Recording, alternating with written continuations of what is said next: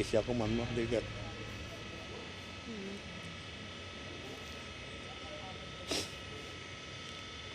Tapos lamang ngamin animal tinubran.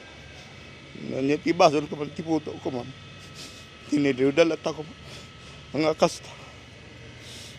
Na makikita pa lang ko man, no, mabalod ko man niya sa ano.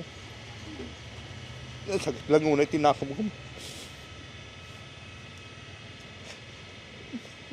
Ustisa ko ma'am, lubong na rata ma'am.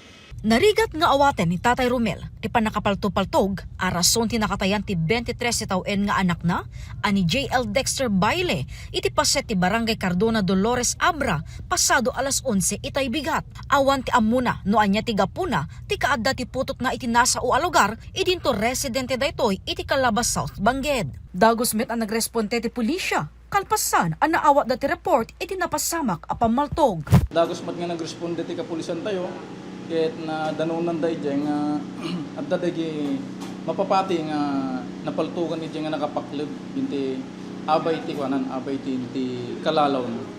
Posible met ngayon maneho ti biktima, ti kalalaw idi napasamak ti pamaltog, saan pay laeng met amay baga ti pulisya, ti rason ti kaadda ti biktima iti lugar. Nagsagaba daytoy ti tama ti paltog iti nagduduma a paset ti bagina, naitaray iti ospital, ngem naideklara a dead on arrival. Narekobre iti crime scene ti 8 a basyo ti bala ti caliber 45, imimbestigaran pay laeng ti pulisya ti pasamak. Tumutib yung suspect, medyo awante pala ti hantip lang magpagadeta ta madama ti yung subsequent no nya man ti motibo na deta kuno apeng ni kaadda na idjeng lugar. Jessica Boreta, Balitang, Solid North.